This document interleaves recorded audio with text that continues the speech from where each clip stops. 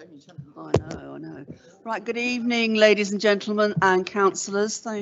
Welcome to this first meeting of the new municipal year of the Planning Committee. Before we start, I just want to welcome new members. We have got Councillor Goss with us tonight, so welcome to you. And also Councillor Davis is a returner, albeit a long time ago, I understand. And we have apologies from the third new member, who is Councillor Creswell, for tonight. Before we start, can I just pay a tribute to Councillor Tony Page? I don't know how many years he has graced this committee, but it's a very long time, as we know. And I'm sure, well, I know we on our side will be missing his contribution greatly, but I think we should minute our thanks to him for his many years of diligent service on this committee and all the work that he put in outside committee as well. Good. Thank you for that. Right, then we go on to my announcement, which is mostly about the webcasting. I'd like to inform everyone present that the meeting will be recorded and broadcast live on the internet and will be available for repeat viewing on the council's website. You should be aware that the council is a data controller under the Data Protection Act. Data collected during a webcast will be retained in accordance with the council's published policy. The seating in the public gallery will not be filmed. Members of the public are only able to speak if they have registered their interest in accordance with the council procedure rules. As chair, I have the discretion to adjourn the meeting in the event that there is any disorderly conduct, I'm sure there won't be, from either councillors or members of the public. In accordance with the standing orders 34 and 35, I can also terminate or suspend webcasting of the meeting in accordance with the webcasting protocol. So that's the formal bit, thank you. Can we go on to the agenda, and are we happy to sign the minutes of the last meeting? Agreed. Thank you. And then are there any declarations of interest tonight? No, not seeing anybody, so thank you for that. We have no questions from either members of the public or councillors, and that takes us on to the first real item, which is potential site visits for committee items, which is on page 15. Thank you, Chair. Good evening, councillors. So if you turn to page 17, we don't have any new sites to suggest that members do a site visit to, but we do have our reserve list at Appendix 2 on page 17. What I'm going to suggest is that for the first one, Caversham Park, we're expecting some amended plans to come in for that application over the next month or so. So I think it might be wise to sort of try and schedule that for no sooner than the 31st of August. I think there's a scheduled council site visit for that date. So that would be what I'm trying to look to try and see if we can get the visit organised for then. No guarantee that that one would be coming to September committee. So if you can sort of bear that in mind, that might be coming to the 31st of August, but may be pushed back to September date. For the Curzon Club, the next one on that list, that would be an unaccompanied site visit. We've asked the case officer to try and expedite getting that briefing note out to you so you can carry out your site visit unaccompanied in readiness for that one to come into committee. The Central Club, the third one on your list, that was postponed from last scheduled site visits to the 15th of June. So that will be carried out. And when we asked councillors previously about the ideal time for accompanied site visits, the consensus was for lunchtime would be better for the majority of you. So we're trying to get that rescheduled to lunchtime on the 15th of June. And we're also going to trial at that site visit, taking a video to see if that would help for any of you who can't make the site visits, to see if that would help enabling those who couldn't attend to actually get a better understanding of what it looks like inside the building. And if that does work, then we will try and roll that out on subsequent visits as well. And the last one on that one, of course, some members did manage to do a site visit last Thursday to the D Road fire station application, which is on the agenda tonight. Thank you, Chair. Thank you. Anybody got anything to add? Councillor Gavin. Thank you, Chair, and thank you, Julie, for that.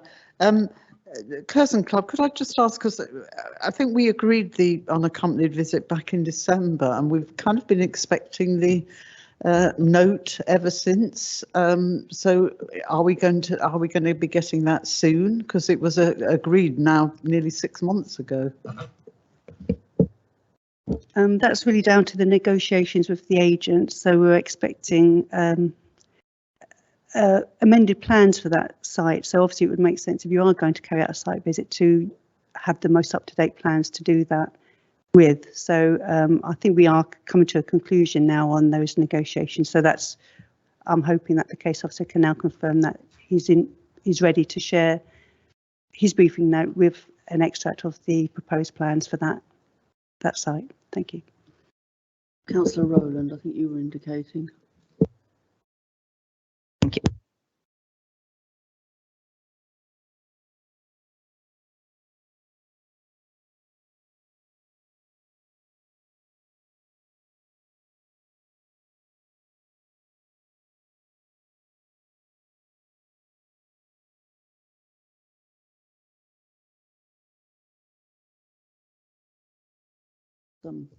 Before the schools go back, I think, isn't it, the 30th? Yes, I am aware. Obviously, that some people will be on holiday at that time. But what I'm saying is that this site visit has been on our scheduled list for some time now. We need to sort of move on, and I'd like to get the visit done in the summer months if it's possible, while it's maybe better chance to see it in good weather. But as far as the case officer is concerned, we've got no guarantee it will be going to the September committee. So if the feedback from us sending out the invitation for the August meeting is not good, and there's a consensus that people would rather go to September when it's scheduled before it comes to the October committee, then that's what we'll do. But I'm sort of saying that, bearing in mind, could be coming to us 31st of August, but if the consensus says no, that's not ideal, then we can take it to the one in September. Yeah. Okay, thank you for that. And in addition to what Julie just said about the timing of the next one on the 15th of June, I think because we've got new members and sometimes things change for people, we're going to do another consultation on what the best time for site visits should be, because I think last week was difficult because there were a whole load of other things going on as well, but nevertheless we should try and find a time that as many people as possible can make. So can you look out for that email coming out and respond so that we can agree some timings maybe at the next meeting? Yep, thank you very much. Right, if there's nothing else on that, can we then please move on to planning appeals on page 18? Yes, thank you, Chair. I've got nothing to add to the report, but we are trying to get a officer report on the last appeal decision for 1A Eaton Place for next time. Thank you. Thank you. Anybody got anything else to say on that? No, in which case can we note that, please, and move on to the report on page 23 on applications for prior approval. Thank you, Chair. Nothing to add to this report. Anybody got anything you want to pick up? Mickey? Sorry, Councillor Legg.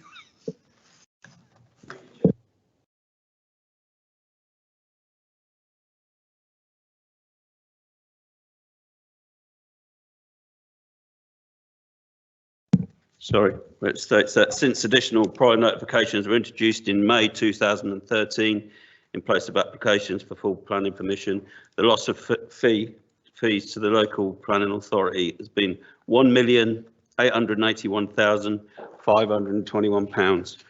I also like to note in table 1, just quickly, that we've had 4 refusals for telecommunications, and I hope this makes the telecommunications applicants look more diligently at their sites. So, thank you, Chair. Anybody else? Councillor? No, can't see anybody. So can we note that report then, please? Move on to item 7 on page 29, which is the annual performance report, which Julie is also going to present. Thank you. Thank you, Chair. Yeah, apologies for the size of this one, but it is the annual report, and it also tries to gather information from a number of different sectors within the planning family, I suppose. In terms of, I won't go at length through what the report says, but table 1 sets out the main performance in terms of major, minor applications and other applications. And you can see there that in comparison to the national targets, so for major applications, it's 60% is a national target. We achieved 86% last year. Not doing as well for the minor applications and the other types of applications. So other types of applications are householders and advertisements and all the other applications. Well, it says it, all the other applications that we deal with. So for the minor applications, our performance was 74%, and the national requirement or the national target is 70%. And for other applications, it was 75% in time, and the national target is 70%. I go on to note a sort of like a comment on this, that the start of 22-23, it was a challenge. We were short on staff. We were settling into our new structure, but we have been recruiting staff over the last year. And with new staff joining us from September onwards, and the new structure has settled in and is definitely paying off dividends, I think, in terms of management of staff and staff performance. We've all been able to pull together, and improvements have now been sort of revealed. If you look at table 1A, that shows performance over the Q1 and Q2, and then Q3 and Q4 last year, and you can see the impact of the additional staff on the performance of the plan application side. So well done to everyone for doing that, because it is, as you can imagine, trying to get a new structure and new staff in place is a challenge on top of dealing with the application. So well done to the team leaders for doing that as well. I have shared in my report information from the enforcement and the policy team. I'm not the manager of either of those teams, so I'm not going to comment any further on that information. But if you do have any comments about that, then please share those with me tonight, and I can send that back to them. And obviously they can see this recording of the meeting as well for their own information. One team, the other team I do manage though, is building control. So I just want to say a bit more about them. So the team is settling down. We've got a good group of permanent and a couple of agency staff.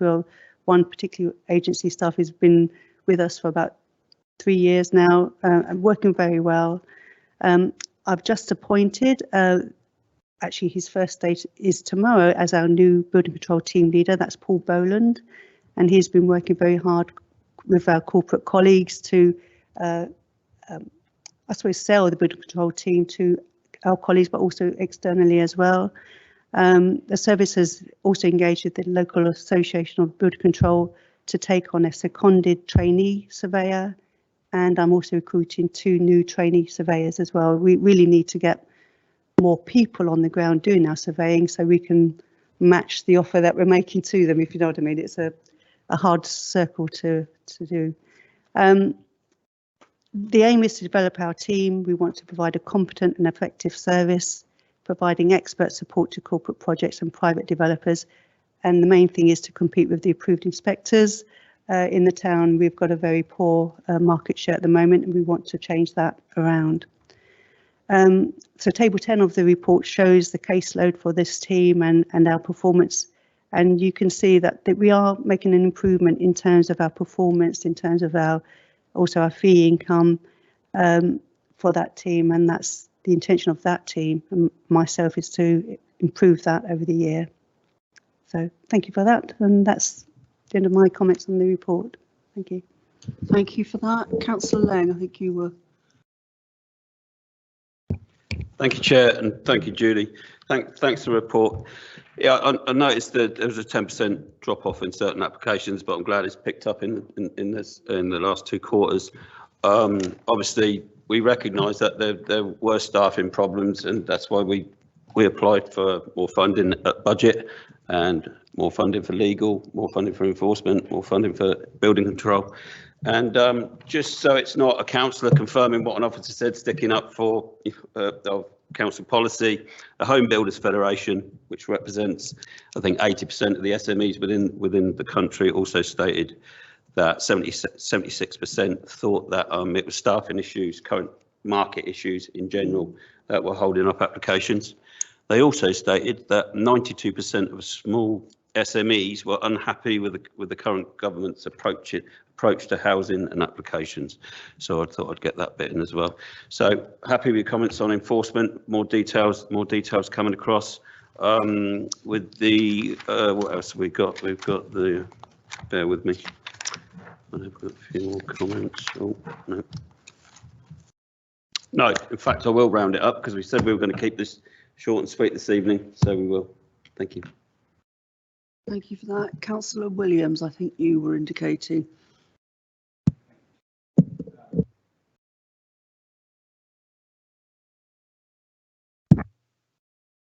Green. May I swap?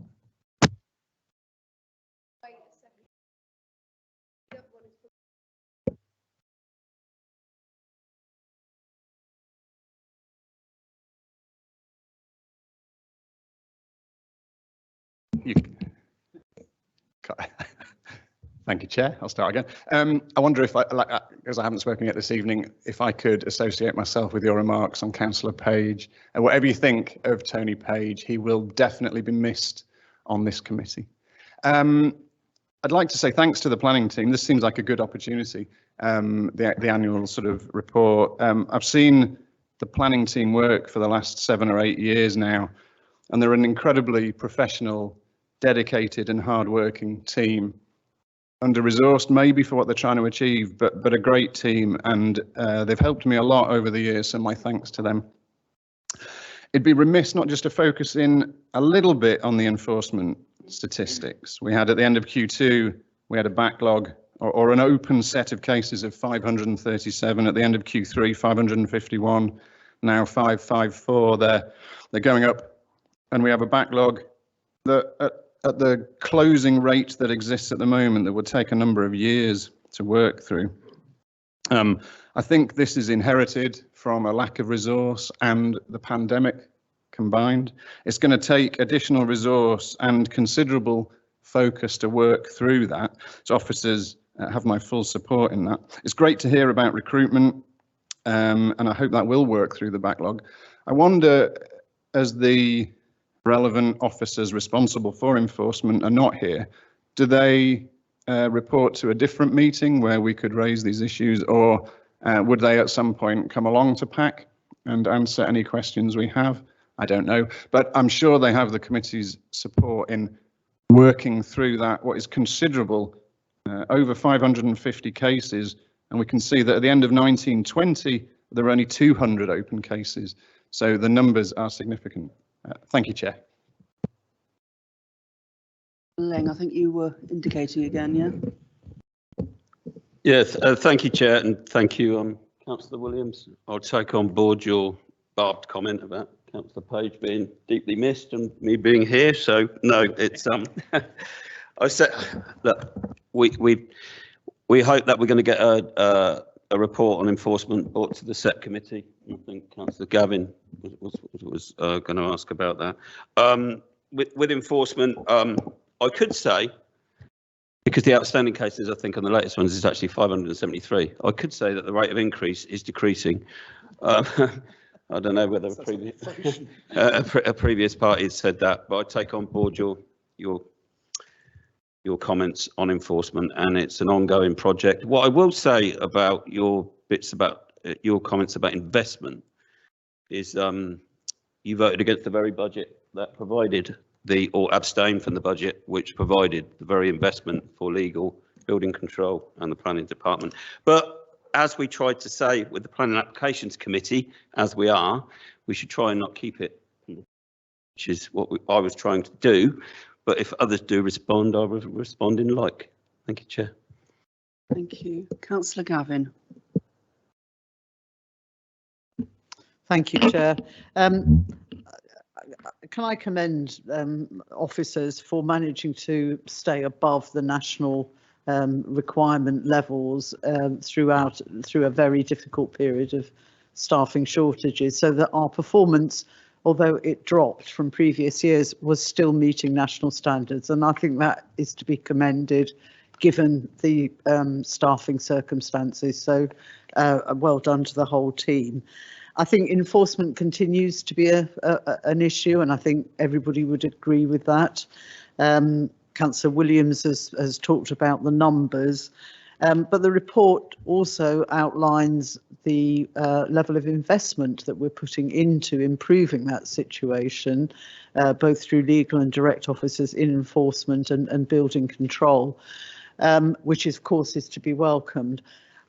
I wonder whether we might ask for an interim report to this committee after 6 months, rather than wait for an annual report to find to see how we're doing on enforcement, given the new resource and the investment, because it's, you know, it's our taxpayers' money, isn't it, that's being invested in improving enforcement. So I think it's behoven on us as a committee to keep track of that and see how we're doing, rather than wait for another year, perhaps an interim report in 6 months' time, which just looks at the performance of enforcement and how that is we all very much hope improving. Thank you.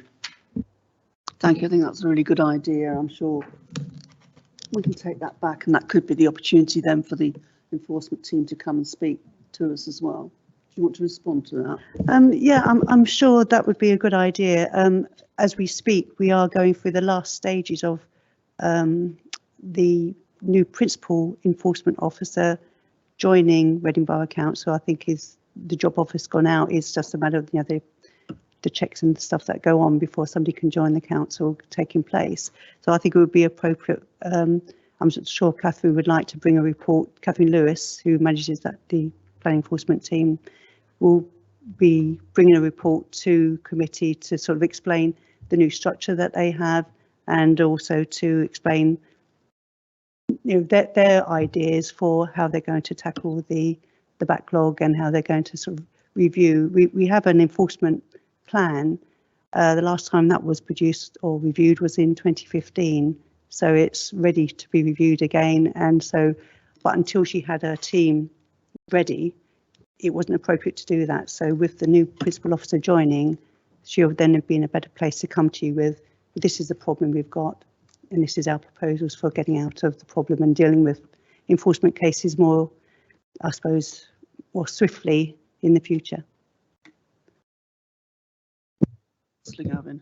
Yes, perhaps I could amend my request then to say that 6 months from when we approve the plan for enforcement, rather than, it was just that I didn't want to wait another year. So as soon as we know what the plan is, when it's brought to committee and the plan is discussed, then we have an interim report on progress after 6 months. Thank you. Okay. Anybody else? I'm not seeing anybody, so I think there's been some useful points made there, and if we could agree that we will, at an appropriate committee, have that report back. Which takes us on to item 8, which is the objection to a tree preservation order, and I believe Sarah Hanson is online to talk to us about this. I am, thank you, Chair. As explained in the report, after the land was sold last year, tree works commenced on the site and an emergency area TPO was served in June to protect all the poplar trees until discussions with the new owner could take place and the conditions of the trees established. It was subsequently agreed that one of the poplar trees could be felled under the dead dangerous exemption, and permission was given to fell 3 others under a tree works application due to their poor condition. One poplar tree remains, and a new individual TPO was served on the 7th of December to protect that tree, with the area TPO being allowed to lapse on the 8th of December. An objection to the tree preservation order has been made by the new owner based on the poplar being dangerous. However, no evidence has been submitted to substantiate this. Details of the exchange with officers are provided in Appendix 3, and photographs provided by the objector are in Appendix 2. As no evidence has been provided to warrant the removal of the tree, the recommendation is to confirm the tree preservation order.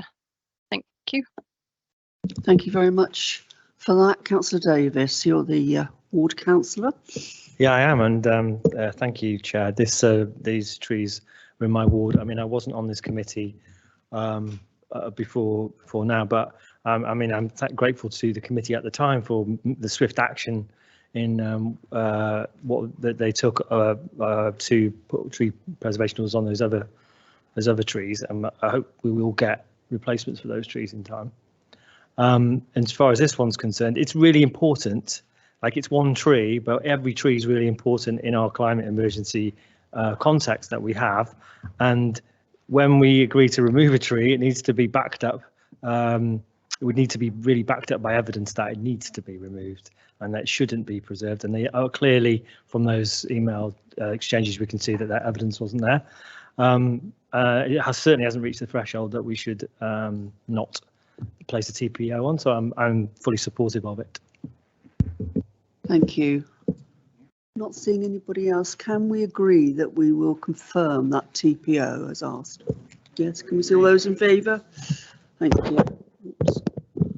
Right, that brings us to the end of the part 1 items. Now, just to explain to committee and members of the public in particular, that we have we allow people to speak for or against applications. If people have asked to speak on an application, then we take those first rather than the rest of the agenda, so we don't have to keep people waiting for too long. So tonight we have one public speaker, which is on the D Road Fire Station application. So I'm going to take that first as the applications to be considered this evening. And I'll call the speakers in a minute after the case officer has introduced her report. And as I say, you get 5 minutes to speak, and we time that so that people know when they're coming to the end of their time. As a public speaker, we also give the applicant 5 minutes to speak in response to anything that's said. There will also be opportunities to question both the objector and the applicant on any aspect that's been raised, and then we will go on to the public, the committee debate on this issue. So on page 139, we have the application for the redevelopment of the former D Road Fire Station site. And I'm going to ask the case officer, Ethne Humphries, to introduce it, please. Thank you. Thank you, Chair. This application relates to the former D Road Fire Station in Tilehurst. It is proposed to demolish the fire station, which is vacant and now redundant, following the provision of replacement fire station at Theale. The proposed redevelopment of the site is for 54 dwellings comprising 31 houses and 23 flats. The scheme proposes 30% on-site affordable housing units and a dwelling mix that comprises 62% of the units being of larger 3 and 4 bedroom units.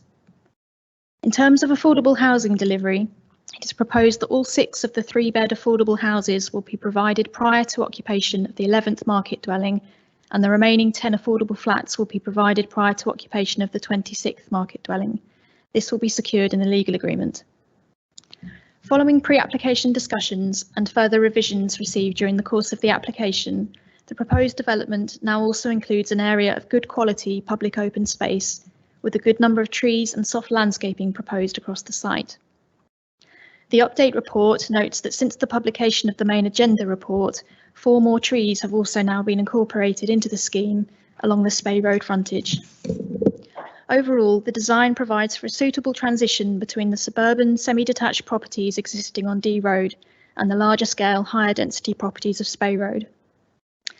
In terms of neighbour amenity, given the orientation and location of proposed buildings, combined with the positioning of upper floor windows, no overbearing effects or loss of privacy to nearby existing residents are considered to arise. The scheme provides vehicle and cycle parking spaces that complies with the council's parking standards, and the development proposes to achieve zero carbon through a combination of on-site energy saving measures and a carbon offset payment to be secured as part of the legal agreement. An additional condition not in the recommendation will be required to secure details of the location and appearance of solar panels and air source heat pumps.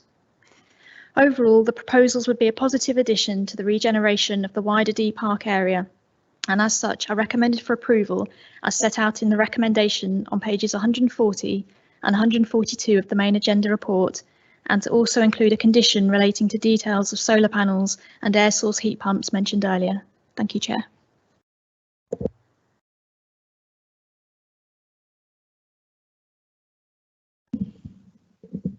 She finished. Right. Sorry, I wasn't sure whether you'd been cut off or whether you'd actually finished. Thank you for that. Right, we have, as I said, got public speaking on this item, and the person who's come to speak to us, who's a nearby neighbour, is Stuart Newton. If you'd like to come and sit by the microphone and turn it on, welcome.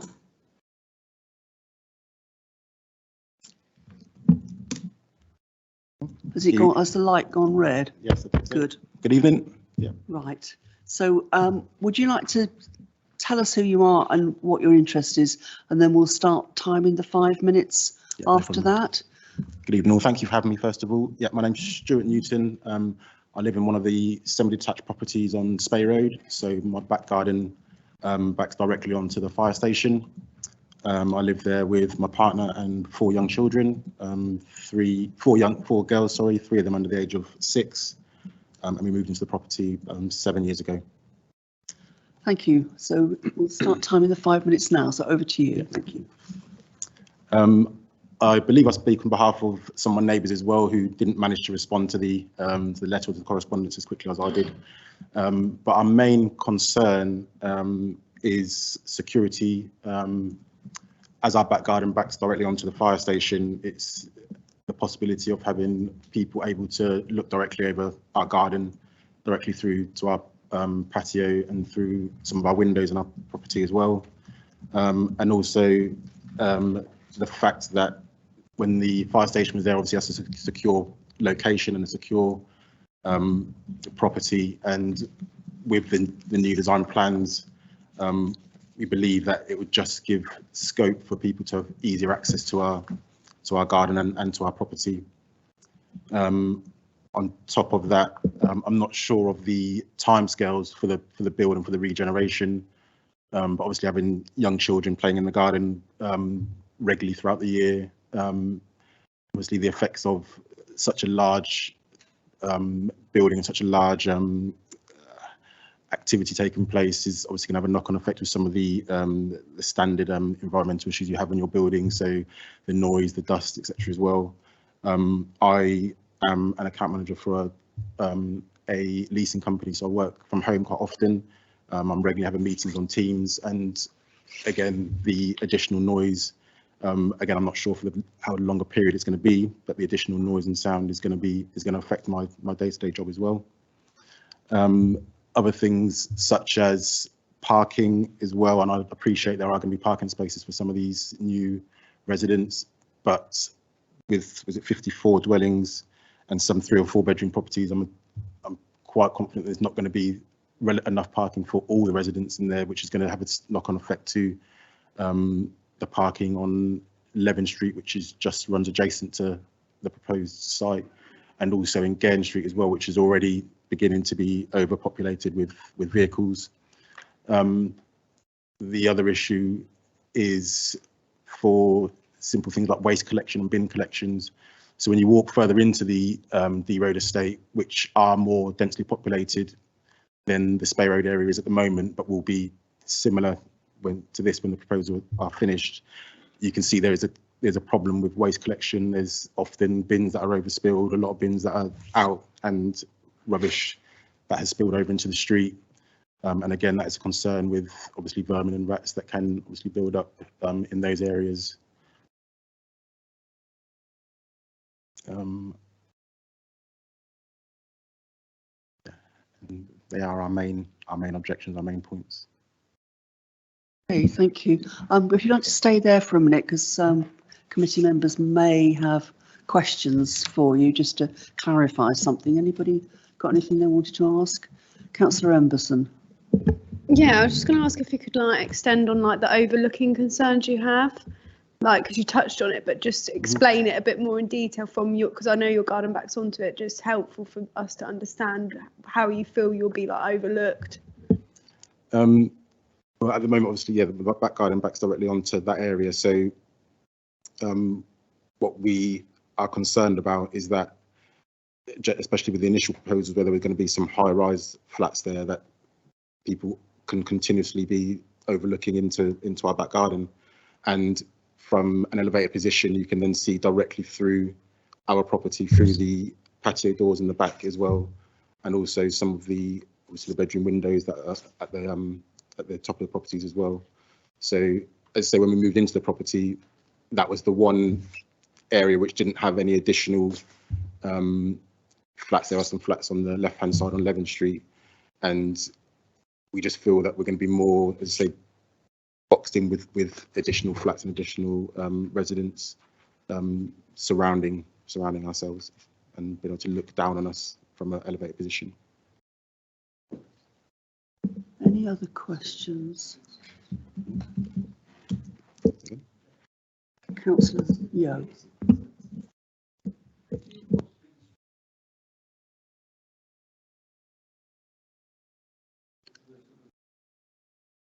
I believe it's in the bottom left corner. Yeah, unless you've been there, it's a bit strange when you get in there. It's when you turn into Spey Road. I don't live on that road. You have to turn left up Leven Street, and then there's a funny left again, and that's Spey Road there. So I think, okay. Yeah, so my fence is directly the fence on the fire station. So I'm the corner. Yes, I think it's the bottom left box and those three semi-detached properties where the three trees are. I think it's there. I'm not sure if it's. I think that's the right one.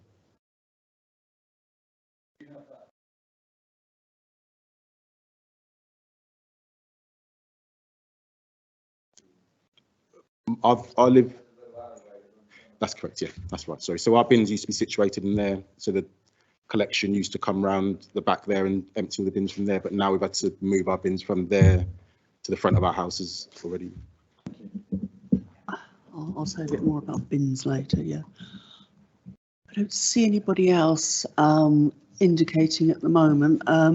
So thank you very much for your time, and obviously please do stay and hear what's said and what's decided. In which case, could I ask you to swap places with Joe Unsworth, who is an agent for the developer.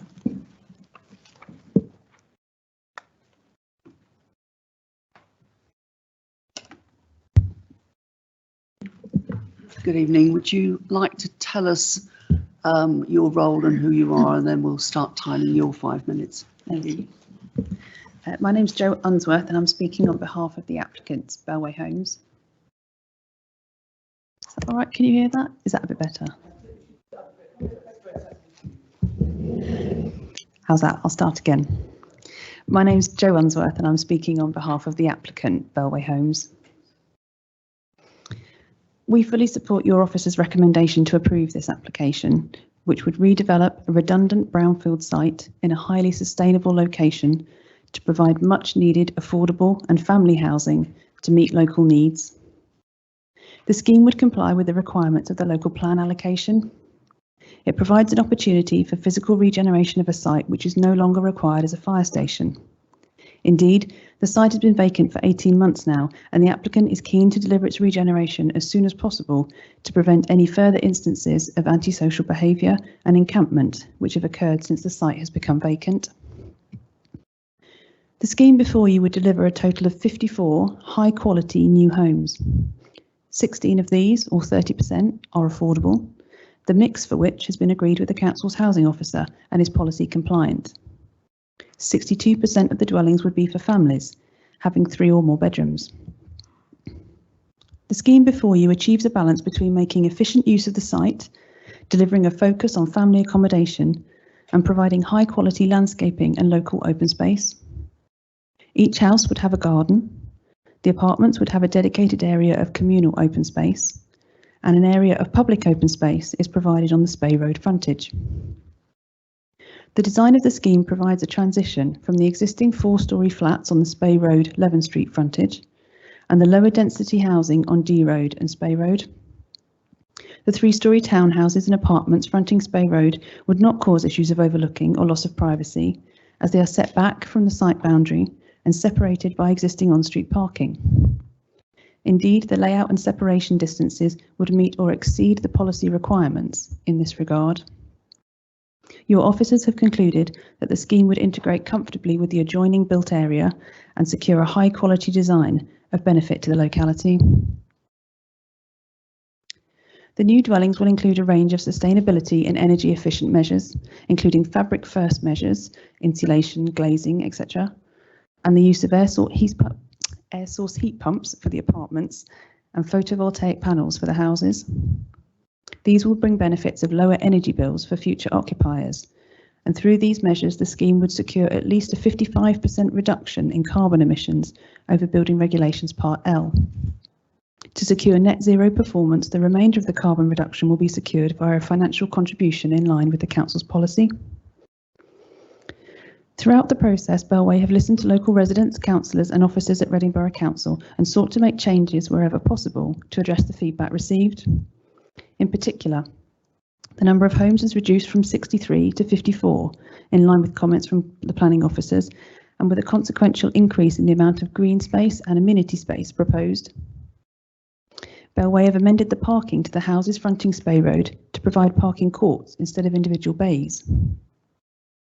The applicant has improved the connectivity between Spey Road and Leven Street by providing a footpath behind the substation at the north of the site and improved accessibility across the site for all users, including those who are mobility impaired. Lastly, Bellway have changed the design of the open space so it appears more incorporated as part of the local area, rather than as a private open space for just the development. The proposals form the next step in the important regeneration of the D Park area and would deliver a well-designed development with an emphasis on family housing on this sustainable brownfield site. Bellway Homes are 5-star house builders as awarded by the House Builders Federation and have a proven track record for delivering high-quality residential schemes in this area. They are fully committed to the delivery of this site at the earliest opportunity. Thank you. Thank you. If you wouldn't mind staying there, there may be some questions from members of the committee. Could I first of all start off and, because I'm the local ward councillor as well, there has been an issue, it might seem a side issue, but it's very important to those residents in the firehouses, as I call them, which our public speaker lives in one of. Can I ask you, I think you've been in correspondence over a while with the residents about how to improve the temporary bin access. Appreciate when and if it's all built, it will have a different arrangement. But at the moment, they're having to take their bins out the front. And I thought you'd reached an agreement and written to them that you would provide a temporary access from Leven Street to the alley so that they could get their bins out of the back gardens rather than having to trail round to the front. So could you comment on that first, please? I know it might seem a side issue to the main report, but nevertheless, it's been something I've had discussions with some of the residents along there about over a period of time. Of course. So the access, obviously, when the site was closed and became vacant and needed to be secured, the arrangement that was previously in place was ceased, where the collection would be through the fire station site. A temporary solution was offered, which, as you say, was to continue using the alleyway and to come up to Leven Street. The discussions with the residents, on my understanding, is that they were not supportive of that. So the temporary arrangement is that they take their bins to the close around the corner. The idea from Bellway's perspective, as you'll see on the plans, is that the previous arrangement for bin collections would be reinstated post-construction. Obviously, while the site is a construction site, that wouldn't be possible. But once the development is complete, the plans show that that arrangement would be reinstated. Can I just come back on that? Because my understanding from discussions I've had with residents is that it was their idea, or certainly a couple of them proposed a suggested temporary solution and thought it had been agreed, but maybe we need to revisit it outside the meeting and bottom that down. Could we, you know, absolutely. I mean, I wasn't personally involved in the discussions. I'm speaking from my understanding, but it's certainly something that could be included in a construction management plan, what the temporary arrangements are while the construction is ongoing. I don't envisage any difficulty with that. Okay, thank you. And can I also ask you about the landscaping? At the moment, there's some very big leylandi which run along between the fire station and Gairn Close. Would you be happy for ward councillors to be involved with residents in discussing exactly what does go into the landscaping along that border?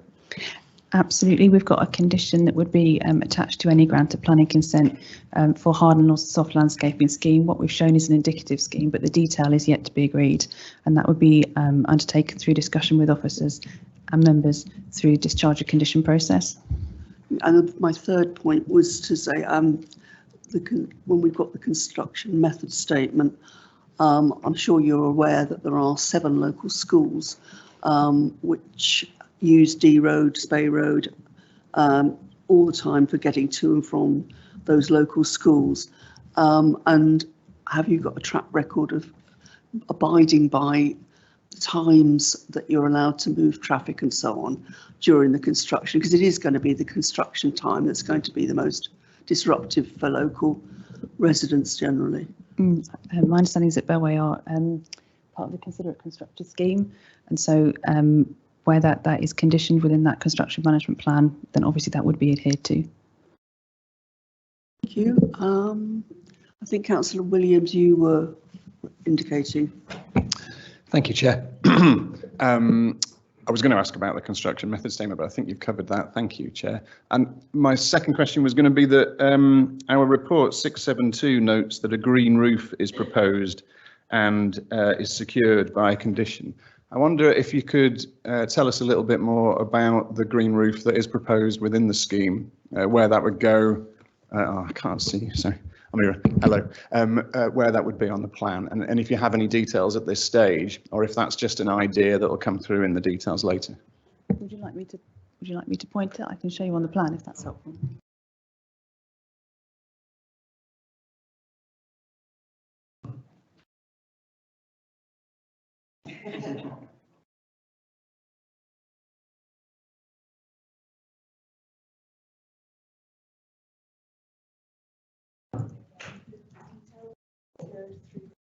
Soft landscaping.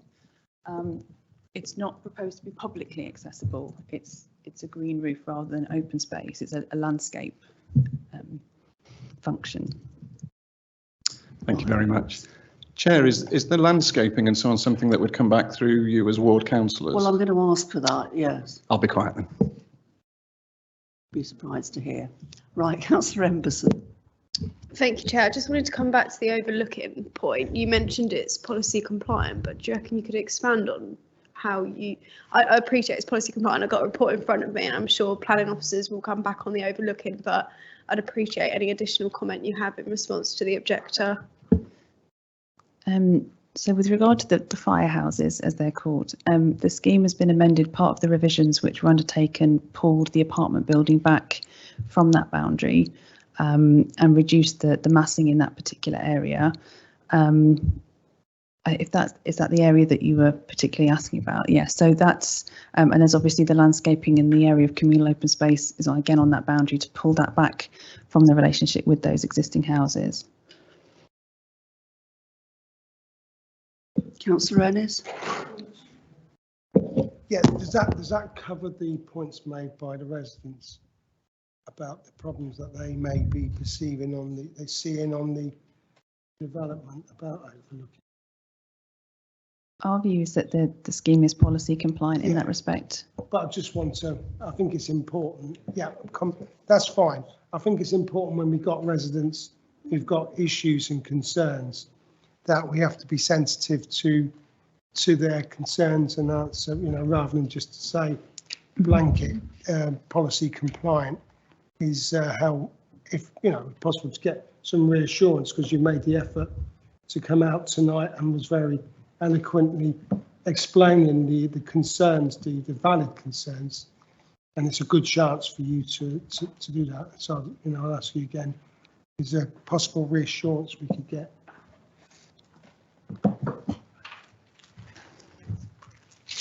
I'm sorry, I don't understand the question, Evan.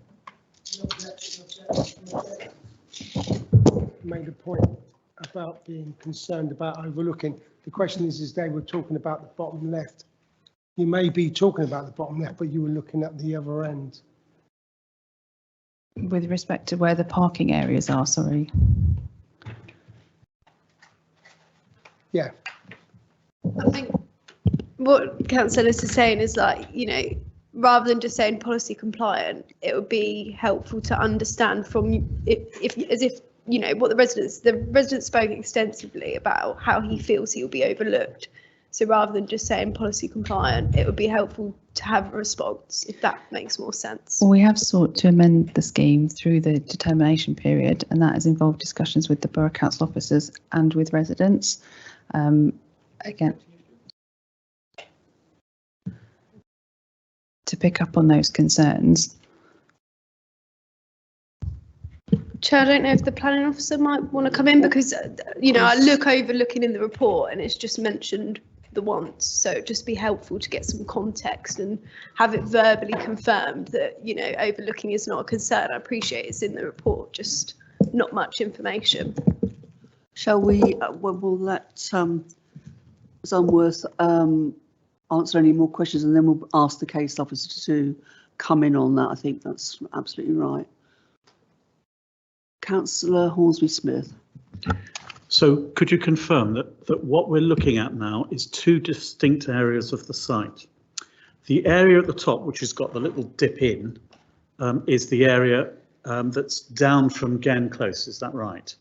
And there, could you confirm that what you've done is you've amended the plans so that instead of the block going straight up towards that inset, you've turned it around so that it's parallel to it and further away from it?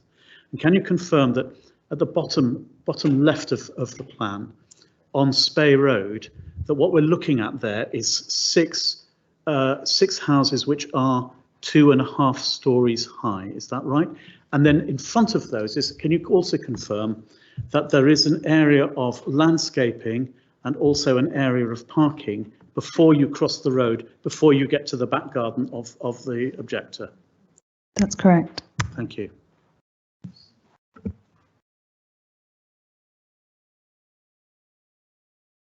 which case, thank you very much for your time, and we could perhaps bring back Ethne Humphries to just particularly respond on the overlooking issue. Thank you, Chair. My understanding is that the objector, Mr. Newton, rather than the bottom left quadrant, is actually in the top left.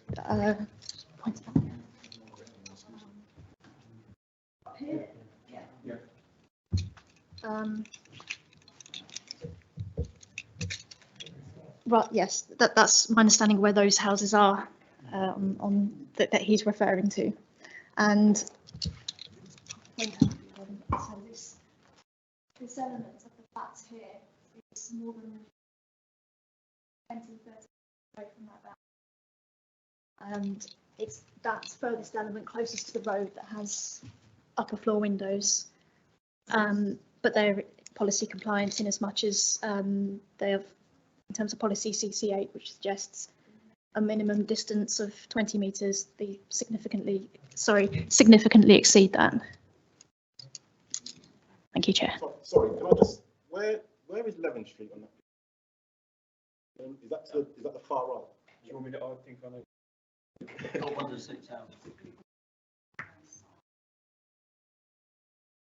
Yeah,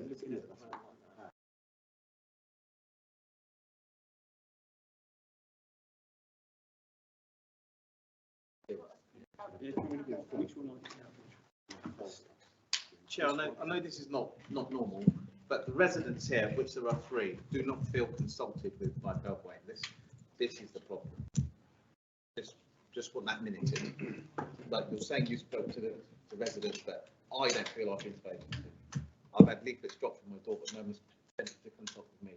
And I have tried to communicate with them. Hear what's being said, although we don't normally allow interruptions, but I understand people are feeling strongly about it. But let's see if we could keep it to the committee now. Sorry, Chair. I'm not Is there anything else that anybody wanted to ask before we, officers, before we get on to the discussion? Councillor Lang. Yes, Chair, and I thank Mr. Newton for his comments, and also Joe Unsworth for representing Bellway Homes. It's off topic from what we've been talking about. I was going to ask Ethne about the mix of the affordable, if that's okay at this point. Yeah, okay. It's compliant, a word that we've heard tonight, and it says it's 1 times 3-bed house, 4 times 2-bed flats RR, and then we have 5 1-bed flats, and we have 5 3-bed houses and one 1-bed flat for shared ownership. That only leaves us 1 3-bed house renting affordable rent, and I was wondering whether there was a possibility of mixing it, if on this development, or was it to do with viability? Ethne.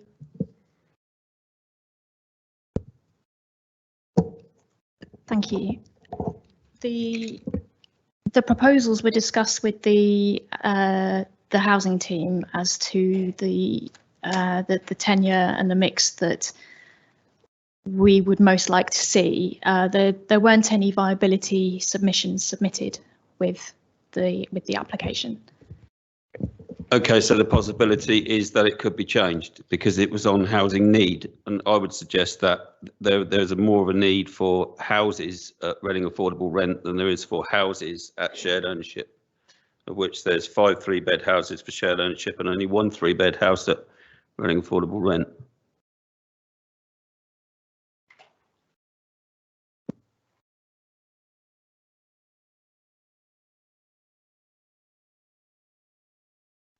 Do officers want to respond to that? It's difficult to respond, Chair, because it's the sort of thing we may need to go back to the Housing Department on, I'm afraid. So, as the case officer says, this is it's a compliant proposal. It's supported by RBC Housing, and we've got, as Ethne mentioned in her introduction, a good delivery in terms of build out, which was confirmed by the developer. So, Len, do you want to come back on that? Yeah, just to clarify, I accept that it's fully compliant. I was just asking the question. I'm happy with it as it is. It was a genuine question. Was there a possibility that it could be changed? And if the answer is no, then the answer is no. Thank you. Thank you. So, anybody else got any questions of officers before we get on to the discussion? No. In which case, I don't usually kick off as from the chair, but as I'm ward councillor as well, I would quite like to say a few things.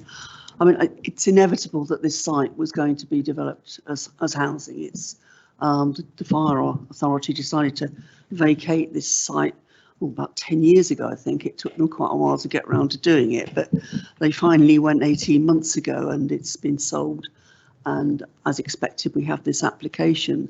And I think in terms of the overall development, it will be an enhancement to the area and bring some much needed housing in a way, whatever the mix, but I take the point on that. I do, however, have a few specific things I wanted to ensure that we include in any resolution.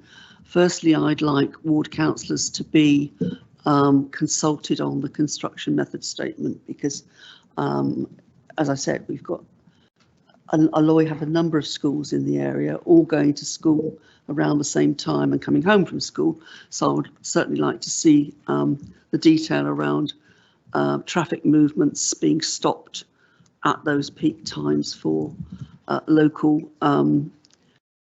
school start and finish. And there will be other things in the construction method statement as well that I think we as ward councillors would be very keen to see. It's a very busy area and it's going to be very disruptive for all the residents on that side of the estate particularly, but in particular for people in those, what I call the firehouses, the 6 properties that back on to the site. They are going to have, and we'd need to see what measures are going to be taken to mitigate on everything from dust, noise and mud, because it's, yeah, you can't do something like this without creating some of that, but what we need to see what's going to be done to minimise the impact of that. So if we could be included in that, I'd also like to see ward councillors consulted on the landscaping all around, but particularly that border between Gairn Close and the development side. And I know, as I say, I talked about the bins earlier on, but I think we need to bottom out this issue with the 6 houses. And once it's all built, then the collection point will be much easier probably for residents. But I do take on board the point that we will need to look at security issues around the back gardens of those 6 properties. And at the moment is very secure. And I understand the concern that's being raised tonight. So if we could also have a look at what is likely to be put in place to help with security at that point. But in the meantime, if we could bottom out this business of a temporary access, because my understanding is, and I think whoever called out earlier on is probably one of the people I've been talking to regarding the need for a temporary bin collection site, which makes life easier for those residents. I think probably I'll stop there now. I'm sure other people have got things to say as well. But overall, I welcome this as it will remove what is not the prettiest of buildings in the area, and it will improve the appearance of the area for everybody. So thank you for that. And then I'll throw it open to everybody else. Councillor Ennis? Yeah, well, thanks very much, Chair. Thank you for your presentations. Just wanted to ensure that we get the views of the residents who've turned up tonight, made the effort. Still not 100% sure myself, but it's been explained to me, it's been clear. You know, maybe not, but it'd be good for local ward councillors to ensure that. On the whole, I think it's a good development. You know, I think it looks good. I know the area well. I think the development of family homes is to be welcomed and is very much needed. I totally get the discussion about affordable housing, and that's in I think it's page 139 or one of the other pages. I've made the point about what constitutes affordable housing. You know, 62% and 38% shared ownership. I know how shared ownership works. Some people really like it, others struggle with it, but you know, really do welcome the effort and the dialogue going in with, you know, Bellway have done a lot of work to work with the council, and you know, as the new lead for climate and transport, I very much welcome that. More dialogue is needed for brownfield sites like this. I think we might need to have a discussion about what constitutes affordable with our housing, because, you know, Councillor Leng makes the point about family homes. Affordable housing for family homes is really needed, desperately needed. So I'm not going to criticise you for achieving the 30%. You know, thank you, actually, and maybe we should have a discussion, because if you're looking going forward and you're ready for dialogue, looking on sites, maybe we can have a discussion about what family homes look like, you know, for affordable. So we should maybe have discussions with ourselves internally to come out. I'm sure that took place. I'm sure that took place with the planners. But you could get the point I'm saying about one or two bed flats and what a family home looks like, because there's plenty of family homes there and shared ownership. So I very much welcome it and welcome the efforts and the dialogue that's been made with yourselves and the council going forward. So I shall be supporting this application and look forward to the residents being reassured, but look forward to what will be a vast improvement in that area, and many local people, hopefully Tarles people, West Reading people, enjoying that area and taking up the offer for that affordable housing and the family houses as well. So thank you. Councillor Gavin. Thank you, Chair.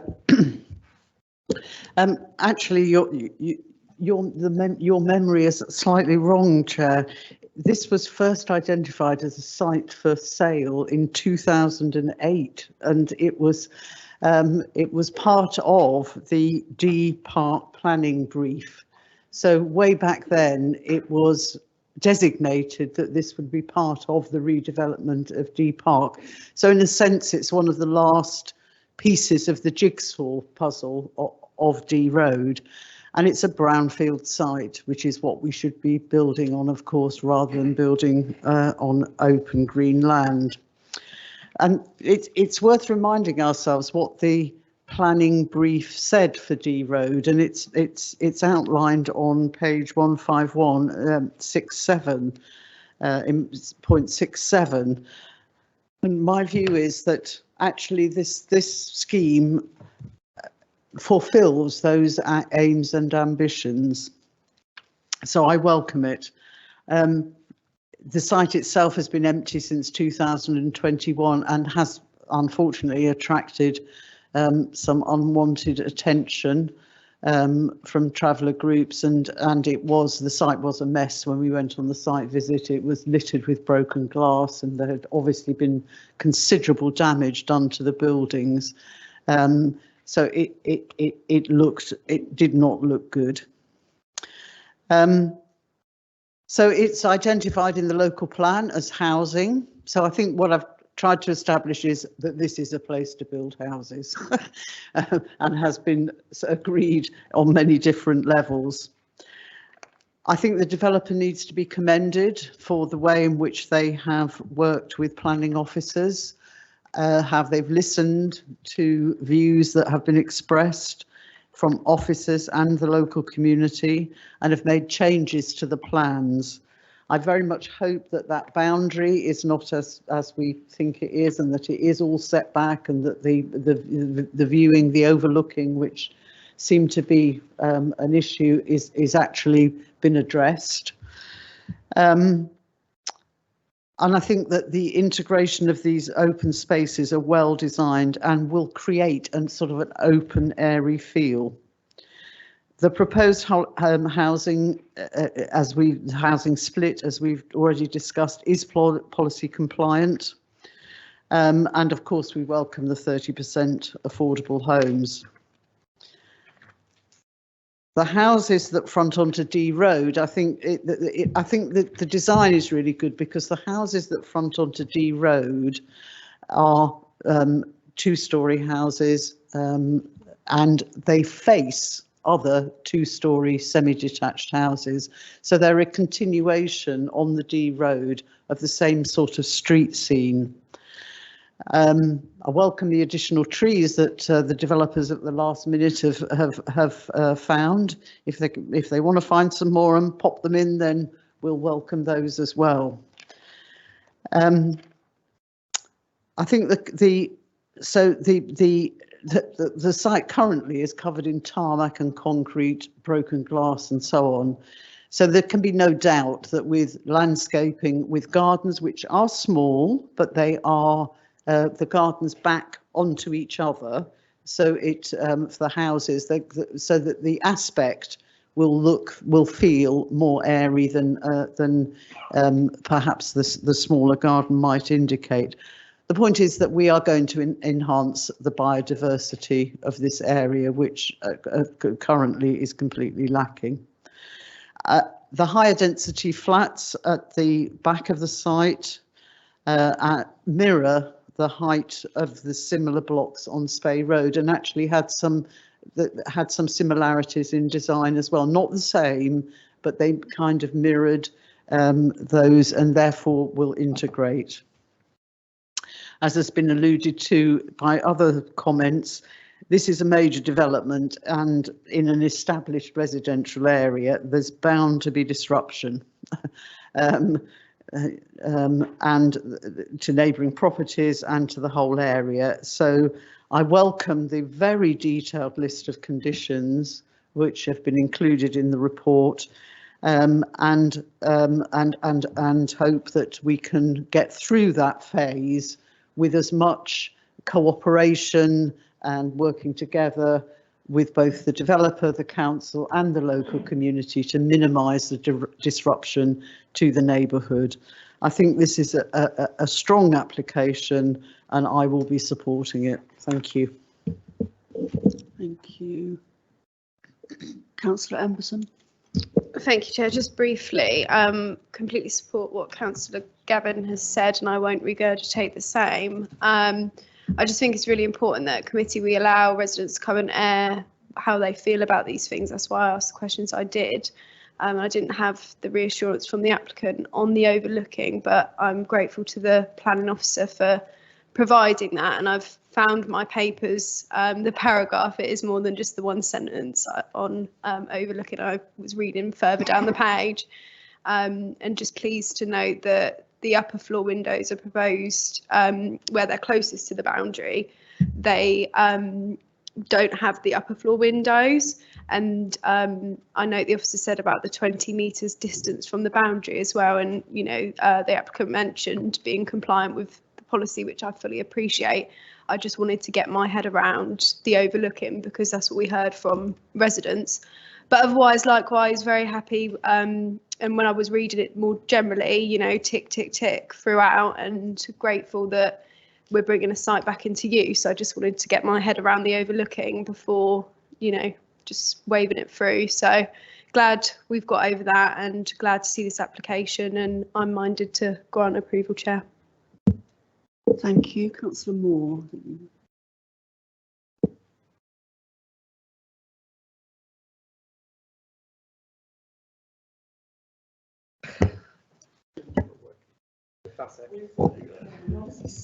That's all right. Okay, thank you. Sorry, it appears to be a slight issue with the technology this evening.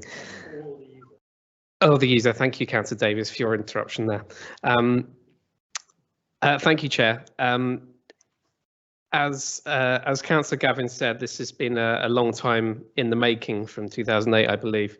As a West Reading councillor in Tilehurst Ward, that's adjacent to kind of the end of my patch, I think we can probably all agree that leaving a big derelict land of brownfield site is not what any of us want. I think this is we obviously want to see sites like this develop into something, and I think the need for housing is certainly in great need, especially in West Reading.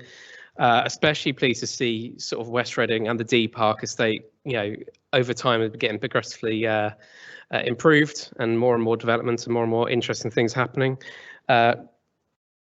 Love the affordable housing contribution and the provision of a controlled crossing and the air source heat pumps. I think there's a lot to like about this application.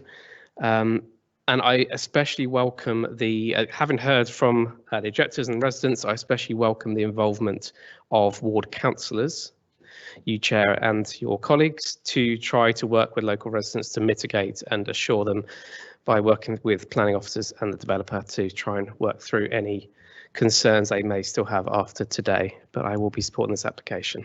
Thank you. Councillor Hornsby-Smith. Thank you, Chair. I'd like to echo some of the sentiments expressed by other people. Just to reiterate, this is a site that's been designated in the local plan for residential development. It's a redundant site. It's a site that is a brownfield site. This is the perfect site for residential development. And the question that is before us is this an appropriate development for that site? And my view is that it is. I think it's got a really good housing mix. I'm delighted that it's 62% of the housing proposed is going to be larger than 3 bedrooms or more. Council's policy is 50%, 62%. We know that on the housing waiting list, we've got over 300 people trying to get into 3-bedroom houses. So there's got to be a very, very good reason for turning this down. And I don't think there is a good reason. It's a really good use of a derelict site.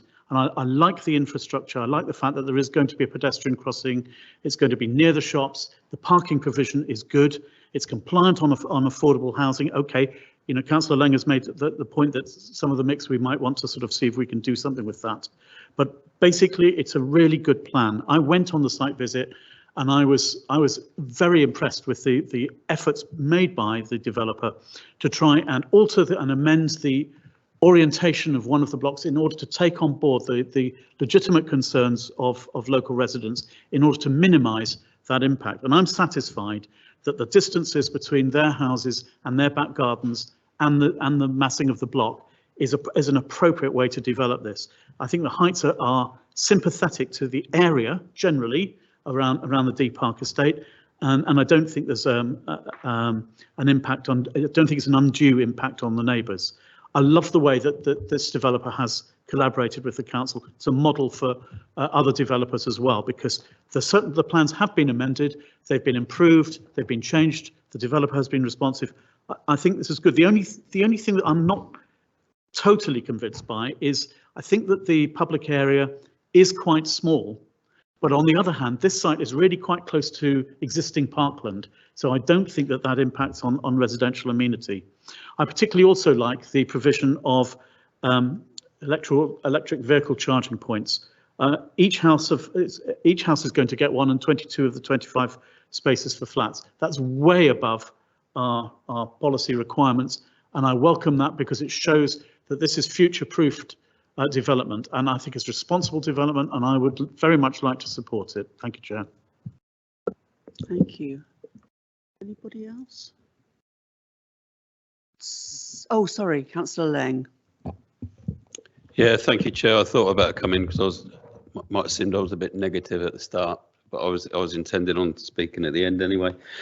I agree with everything all the councillors said. It's a brownfield site. I think the density is right. I said they could. I mean, I think they could have even put more houses on it. 31 houses badly needed. I did have my little quibble about the mix, and I'm not going to go on about it. But I congratulate Bellway Homes. They've been very constructive in dealing with officers and taking on councillors' concerns. And on the whole, it's a good development. Although I do recognise, of course, the concerns raised by local residents. And as with all planning applications, it's about balance, you know, and value to the wider community. So I support this application. Thank you. Thank you. Oh, can I just take a bit of advice on how we add in, well, I'd like to add in something or do an informative or whatever is most appropriate to get this business of the bins sorted out. And I won't go on about that again, but I don't think it's necessarily a condition, but it's something we need to find a way to take that forward, because clearly there's a difference of opinion. And then also adding in the bit for ward councillors to be involved in this construction method statement and the landscaping. Chair, can I do the conditions side of things first? So condition 4 as proposed is CMS. We can certainly add in the temporary bin arrangement stuff and the school access issues in there and involve ward councillors in discharging. Yeah. And then condition 24 is the landscaping sort of layout condition. And again, we could involve ward councillors in that. Regarding the bins situation and the firehouses, I have been taking legal advice on this. There are various ways to do it, some of which are not sort of legally advised, I suppose. A condition you have tests of conditions that the committee may know, and these tend to be need to be relevant to planning. They need to be relevant to the proposal, and they need to be proportionate. These are the kind of things in the tests. This is a sort of an off-site matter, so it would seem to fail the tests for a condition. So that would on legal advice rule that out.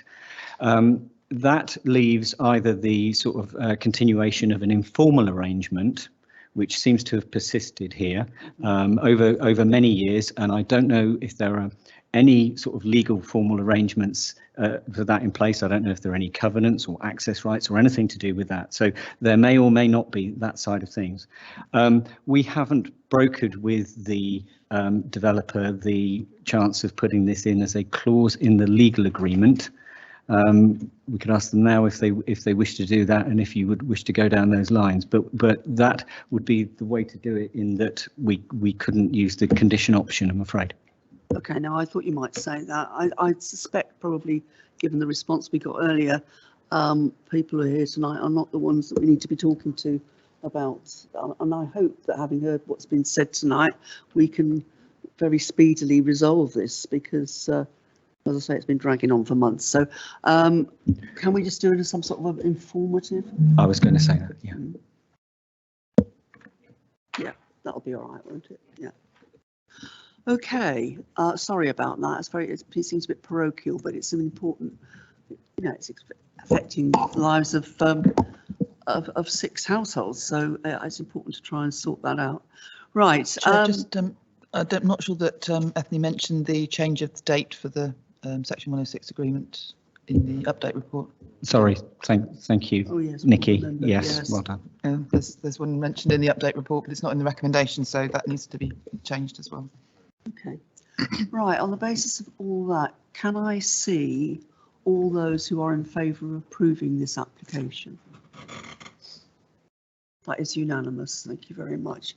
Thank you particularly to residents for coming this evening, and hopefully we'll be in touch with you very soon to resolve the outstanding issue. Right, thank you. Now we go back to the right order of the agenda. So we go back to item 9, which is on page 49, and John Markwell's going to introduce the application at 205 to 513 Henley Road in Caversham. Chair, I'm really struggling to hear you. Could you pull your microphone a little closer? Thank you. Chair, could you ask everybody when they speak to... Actually, apparently there's been a bit of an issue with apart from the technical issue, some people do keep their microphones too far away, so apologies to anybody who's been struggling. And we'll all try and keep them nearer to us. Right, John Markwell to introduce this report, please. Thank you, Chair. So just before I begin, please know that there has been a further submission from a nearby occupier as of yesterday afternoon, who had already commented at the outset of the application as per section 4.16 of the report, but has also raised concerns about the lack of time to further consider matters, and also requests further time to oppose the development. In this regard, the council's standard procedures in notifying neighbours of this committee meeting have been followed. So the application site comprises 5 existing dwellings and their rear gardens, together with the southernmost parts of 3 further gardens, all on the south side of Henley Road. Full plan permission is sought for the demolition of the existing dwellings as part of the redevelopment of the site for 2 retirement living apartment blocks. These will provide 55 age-restricted residential units, together with ancillary communal indoor spaces, car parking, open space, landscaping, and associated infrastructure. vehicular and pedestrian access into the site will be from the recently created Willow View Highway, as constructed as part of the adjacent Signature Care Home development to the west. So the 65 plus age restricted accommodation would assist in meeting an identified need in the borough, with the provision of accommodation that allows elderly people to continue to live independent lives, being broadly in accordance with policy H6, in particular in seeking to move away from institutional accommodation towards more independent living. So the limited level of care proposed on site means that the proposed use class is C3 rather than C2, meaning that there's a requirement for the development to provide affordable housing as per policy H3. In this instance, the applicant has provided viability evidence which demonstrates the proposal cannot viably afford to make a contribution to affordable housing at this juncture. Notwithstanding this independently verified position, the applicant has nevertheless offered to make an upfront £75,000 payment in lieu contribution towards affordable housing, with this and a deferred contribution mechanism being secured via legal agreement. So the proposed layout of the development reinforces the relatively recently created pattern along this part of Henley Road to the west, first through the Ruskin development and most recently the Signature Care Home. The proposed scale and massing is also taking cues from the surrounding context, with the significant change in land levels at the site, meaning that along this part of the Henley Road frontage, Block A would appear 2 stories in height, whilst actually being 5 stories in total. Block B, which is in the southern part of the site, would be 4 stories, and that includes accommodation in the roof space, and that's not harmfully taller than the neighbouring Signature Care Home at this point. In overall terms, whilst the officer report does identify some harmful impacts, such as the loss of garden areas and some category B trees, officers conclude that the conflicts with the development plan are outweighed by the benefits of the proposals, as detailed in full within the conclusion section of the officer report. As such, full plan permission is recommended for approval, subject to conditions and the Section 106 obligations summarised within the report. Thank you. Thank you. We've got questions or comments? Councillor Rowland. Thank you, Chair. Thank you very much for your introduction. The report was very large and challenging, I found, in some aspects, especially in terms of some of the visibility actually of the maps and those types of things. There are obviously a few concerns here, but if I might, I'd like to stick to some of the concerns that I had around the environment and the ecology and those kind of aspects, if I could, and allow perhaps others to expound in other areas. I went on the site visit along with a number of colleagues, and I was initially struck by what was actually a very beautiful view of some very large trees looking down towards the Berry Brook, which we knew was at the bottom that we weren't able to go see. And I mean, it was pretty enough that I actually took a photo of it. So it was kind of just jarring, I guess, to think that we were going to be putting buildings on top of that and how all that was going to fit in. Although obviously that's the object of the game here. The fact that we are losing a number of trees, we are talking about putting in 90 new trees for a 43 tree net gain that could actually provide greater biodiversity is of some comfort. I was greatly helped by Sarah Hansen today, who referred me back to an additional report that I found somewhat useful beyond the one that was simply put in the report, which just showed us the amount of trees that were lost, and instead has shown also the tree retention categories. Now I realize that colleagues can't necessarily see this because I haven't shared it and you probably didn't go and get all that detail, but if you're as concerned about trees as I am, it was perhaps would have perhaps been very useful for us to have seen this. Now, my other question is when you've got these additional 43 trees or net trees that we've got, it doesn't really answer what is the canopy cover. Now, we do know that if we get more trees after a while, we will have greater canopy cover. But my concern is that in a very managed landscape like we've got here, where we are really moving what is something as soft landscaping all the way down to Berry Brook to a lot of hard landscaping with some trees, that these trees are going to be very manicured. I could be wrong. We don't really know yet, but I envision a 3.5 meter kind of lollipop tree, very well managed in a very well managed kind of setting. Now, I don't know if that's the reality. We simply don't know. But is that contributing to canopy cover?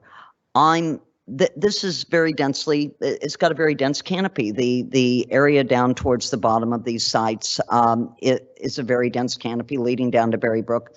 And so I'm very, very frustrated, and I'd like to understand, even to this time, a little bit more about that. And if I could understand what the canopy cover is now, and in, I think it's 6.6.6, where we talk about there being more soft landscaping than the prior site, the other half of the site that's really basically already been built out.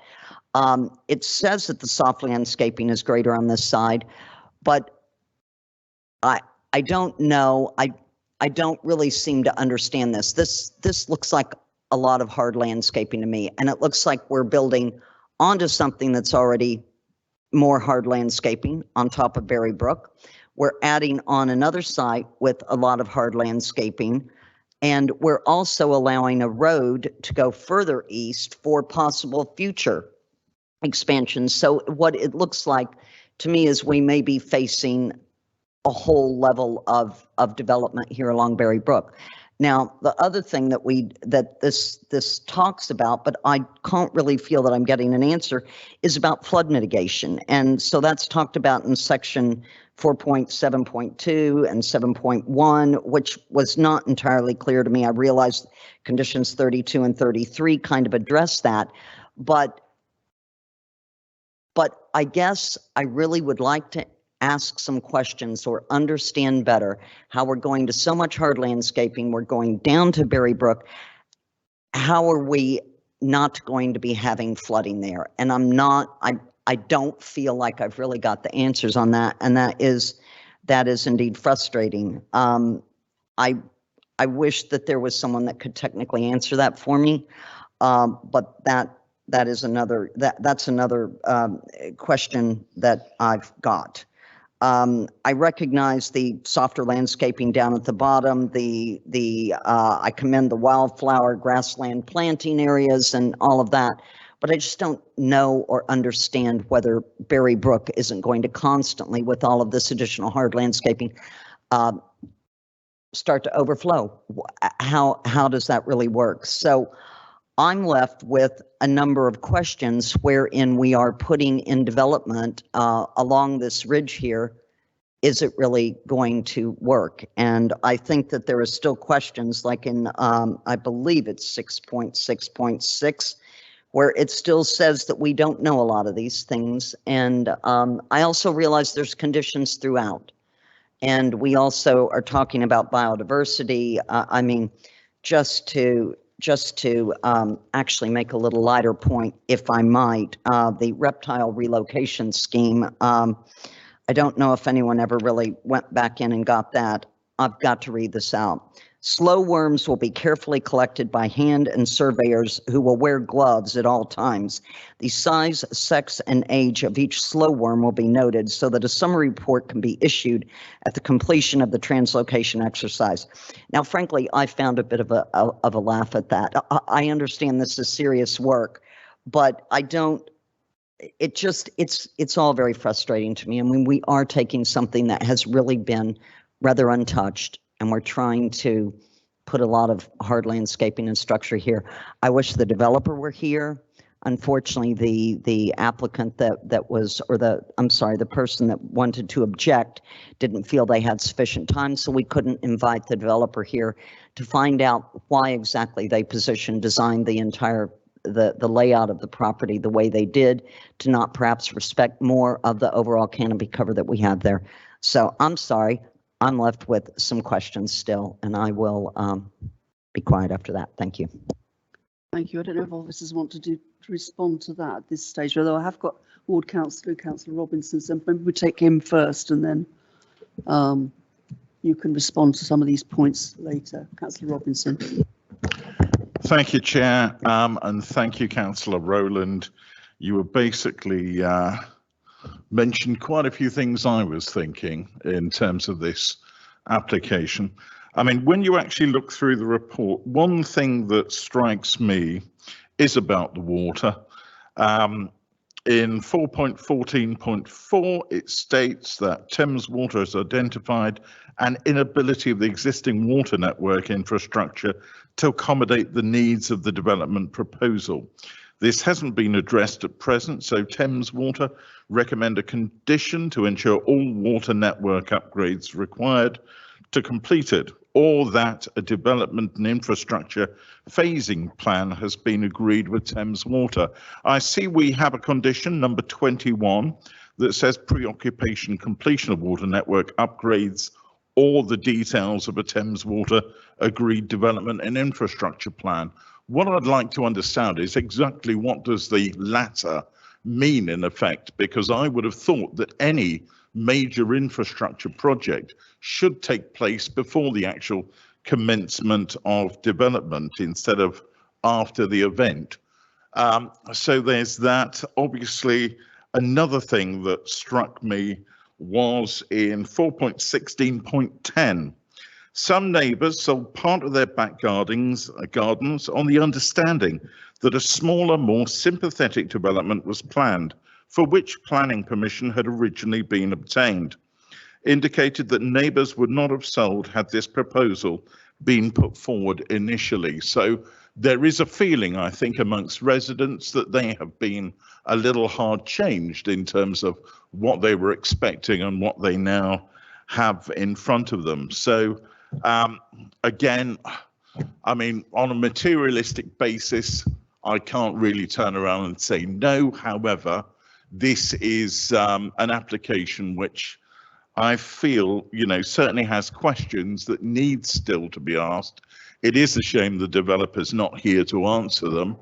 I am, you know, half-minded to ask if we can to have a deferral, and then obviously we can bring the developers and the objectors. All right, so I'd like to move that we defer this this decision, if possible. Are sort of seconding it from the front row, but yeah, people to. We'll come back to that. Councillor. Yes. Thank you. So just one thing I noticed, under item 4.51, I have serious concerns about how they worked out the affordable housing, whether it could be in deficit or not. The original submission said it had a deficit of approximately £3.27 million, whereas the Chartered Surveyor said it was only going to return a deficit of £590,000. I'm seeing quite a gap in estimations there, which leads me to wonder, and this maybe leads to deferral as well, why are we seeing such wildly different figures? And I see there is a different figure in a future paragraph, but the figures the developer and our instructed Chartered Surveyors come out with are very different. And I think, as Councillor Langer said before, we are not here to protect the profits of developers. We're here to provide what the best things are for our residents. So I have concerns about that, and I would also move to defer. Right, I have got a couple of other people indicating who presumably will want to add in things that they're not clear about or whatever, which backs up this request for a deferral. Councillor Gavin and then Councillor. Thank you. Yeah, I had a number of questions which I would have asked. The thing that struck me, you know, we always look for affordable housing, don't we? And we're told that it's not possible on this development, and the justification for it not being policy compliant in terms of its viability was that an assessment predicts a £3.7 million deficit on this development. Now, I've got a question mark about whether this is actually ever going to get developed. With this such a huge deficit being predicted, what are we agreeing to? And I would like to hear from the developer how they're going to bridge that gap if there's a 3.7 million deficit, and that's what they're claiming. Well, actually, that's the independent assessment. They were claiming more than that, and the independent assessment came down. I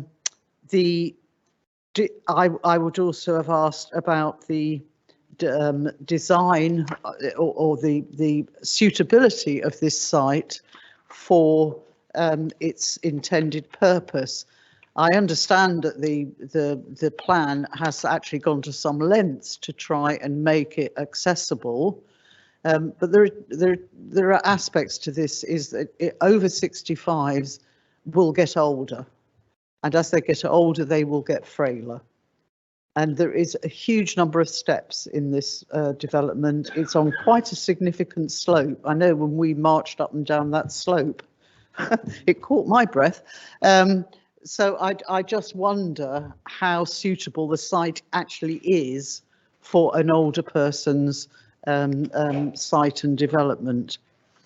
And lastly, a more detailed thing, but as chair of Access and Disabilities, I was very disappointed that the developer was unable to identify which flats would be wheelchair accessible. It said that they would at a later date. Well, I would want to know where those wheelchair accessible flats are now, and that they are suitable and that they are ready for wheelchair users to use. So I think there's a whole range of questions which we are unsure about with this application, and I would support Councillor Robinson's call for a deferment so that we can get the answers to some of these questions. Thank you, Chair. Thank you, Councillor Hornsby-Smith. Thank you, Chair. I've got a very specific query, and it relates to sections 4.17 and 4.18, which is about electric vehicle charging points. The policy that's cited is policy TR5, which talks about the necessity to supply 10% disabled bays. Now, I think this is a general policy, and it would apply to developments whether they're age restricted or not.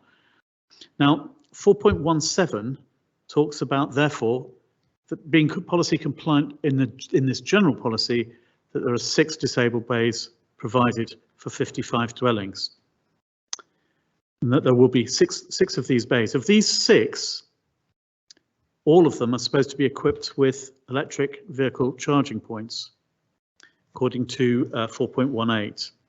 It says all disabled bays will be provided with electric vehicle charging.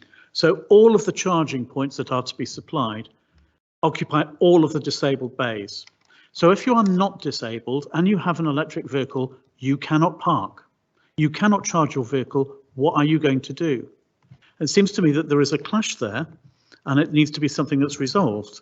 And it also, okay, it may be compliant on a minimal level, but there is no future proofing here, and there is no recognition that this is a site that's predominantly going to be for people who are over 65 in the sense of the requirements for disabled parking. So I think it's underprovided for disabled parking, and it's wrong to assume that all of the disabled parking should be used as electric vehicle charging points, and that there will be no non-disabled bay uses of provision of electric vehicle charging points. So that's a question that I've got. It's a query I've got, and like others, I would want to see this deferred to see what the position is there, because it seems to me at the moment it's unsatisfactory. Thank you, Chair. Thank you. Well, there's quite a number of things that people have added to the list as we've had that discussion. Councillor Lang. It's not really a question, but I'd like to come back on Councillor Moore's point about me saying that it's not the planning authority's duty to protect the profits of developers. I will say, you know, it's been mentioned 3.47 million shortfall, but you know, it was also mentioned 590,000 shortfall. You know, these are, I won't use the word guesstimations, but you know, the Bank of England can't work out what inflation is going to be in 6 months, let alone that sorting out viabilities. So I understand that. I'm going to make a comment of it's taken a bit of a bashing, this development. I actually see some positives in this sort of housing. You know, when we're talking about the affordable housing, yes, there's no direct on-site affordable housing, but you know, people are moving there usually from local areas, usually downsizing to a smaller home, passing on stuff to their children and stuff. So, and it would free up homes. So that there are positives, and as we say, and I've mentioned before, applications are about balance, but happy for it to be deferred, of course. You know, the questions, you know, about Councillor Robinson's ley lines and such like, and that's it. Thank you, Chair. Right, thank you. Given the proposal to defer, I don't intend to ask for responses from officers tonight. Can we see all those who are in favour of a deferral? Chair, can we just confirm the reasons for the deferral, please? I have 3 areas. I just want to confirm, please. Do you want to read out what you've got, and then we'll say if there's anything? Okay. Let's hope I've got these correct. The first thing I've heard is concerns about net gain, tree biodiversity, and maybe the SUDs coming into that as well as a combined issue with the tree canopy issue, or are those separate issues? Separate, okay, separate issue. The third one then would be the concerns about the affordable housing contributions and more clarity on why there's such a disparity in the levels in the report. And then the last one is Councillor Hornsby-Smith's points about the electric vehicle charging points. Was there anything further, or was that it? Councillor Lang. Sorry. Thank you for Chair's discretion. Just let me come in on this. It's a minor point, really, but this report is a very in-depth report, very, very detailed, and it's also a public document. So when we're talking policies, is it possible to put in brackets, so H11 development of residential gardens, EN12 in brackets, biodiversity in the green network, EN13 major landscape features, etc. As in like the D, if you look at the D road application, there was a brief explanation of the policy, rather than, you know, they're not all like me and carry things at a local plan around with them. And I'm yet to learn them off by heart. No doubt Councillor Hornsby-Smith knows them all off by heart. But anyway, I think it would make it easier for members of the public. Thank you. Thank you, Chair. Right, so Councillor Rowland, were you?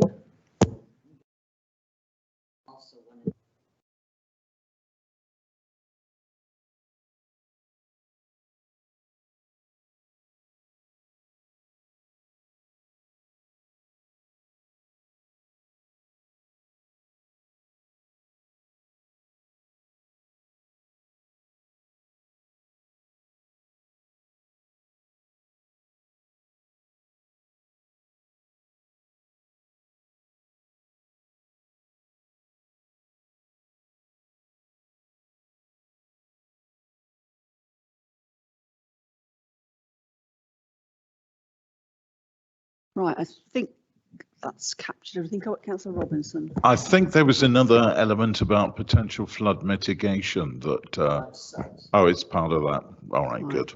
Do you think you've captured it? I think we have, Chair. Right, yes, thank okay.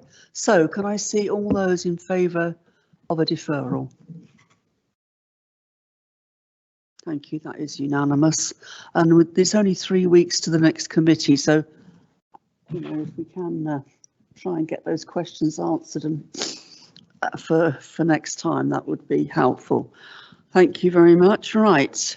Can we move on then, please, to the next application, which is 12 to 18 Crown Street on page 109, and it's Alison Amoa to introduce this. Good evening, Chair. Can you hear me okay? Yes, thank you. This is an application for a change of use from 44 serviced apartments to 44 flats, comprising 4 studios, 27 one-beds and 13 two-beds. There are no proposed external alterations and only minor modifications internally. The application was deferred from September 2022 Planning Applications Committee to provide further information with regard to a number of matters. The original September report is appended as Appendix 1 to your main report for this evening. In terms of affordable housing, the Council's valuer had originally concluded that the scheme could not afford to deliver any affordable housing, but the recommendation did include a late stage payment review mechanism. The valuer maintains the view that there is insufficient affordability to provide affordable housing. However, in spite of this, the applicant has presented an offer of a contribution towards affordable housing, which is set out within the recommendation, and valuers have confirmed that this is a reasonable offer within the context of what they still deem to be a non-viable scheme. This is included within the amended recommendation. With regard to including more larger units to seek to meet the guidance mix within policy CR6, this has been explored further by the applicant, but this would have a further negative effect on the viability, and those considerations are specifically stated within policy CR6. Such policy allowances and the recent appeal at London Road for a similar scheme, as cited within the original report as appended, are considered to be relevant material considerations. This is a very constrained urban site. There's no space available within the site to achieve meaningful amenity space. The nearest public open spaces, however, are within reasonable walking distances of the site.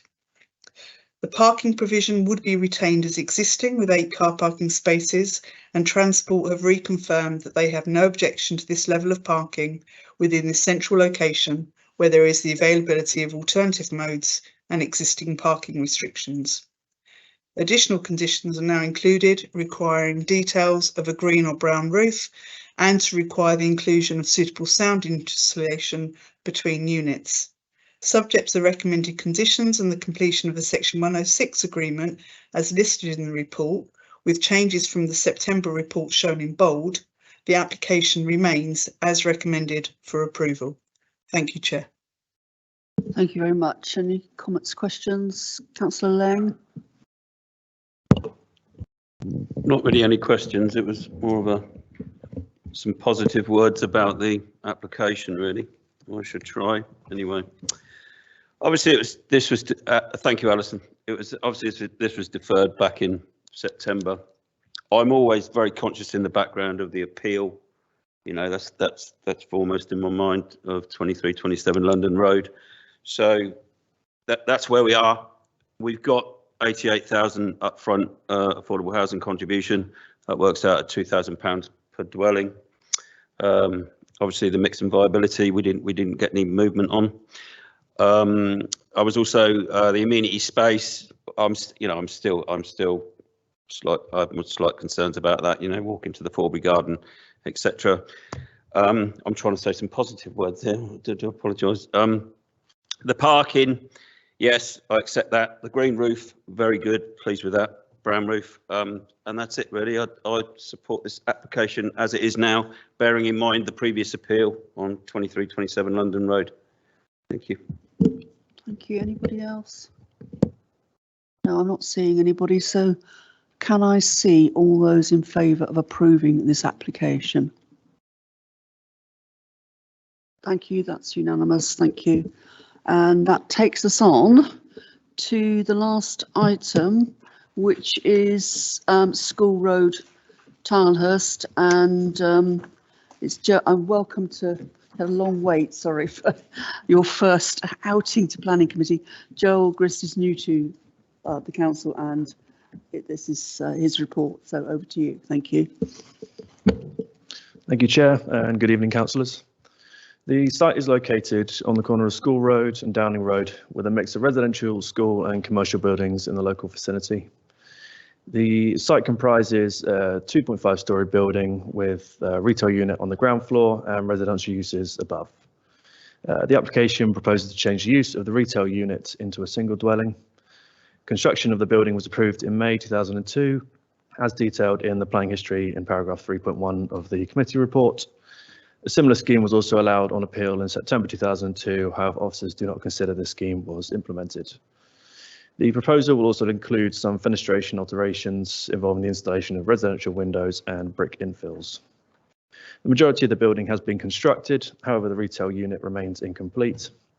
Officers consider the principle of development acceptable, and section 6 of the committee report sets out the relevant technical matters assessed by officers as part of the application.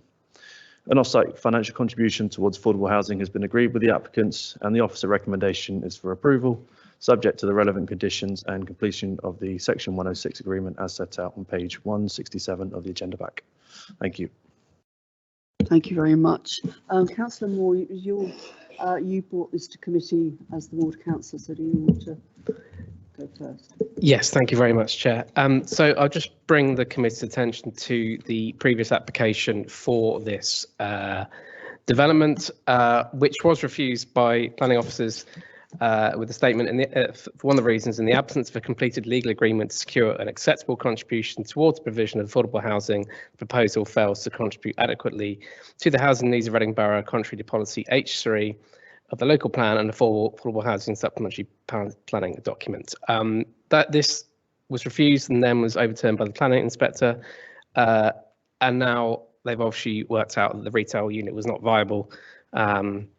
I'm like to turn it into housing. No problem with that as a principle, but I feel like there was still the outstanding issue of affordable housing contribution. I am very happy with the officer's recommendation and that they have secured an agreement with the developer. So I'm happy to approve it on that basis. Thank you for that. Anybody else wish to speak? No, in which case can we move to vote? All those in favour of approving this application? That is also unanimous. Thank you very much. That's it. Thank you all.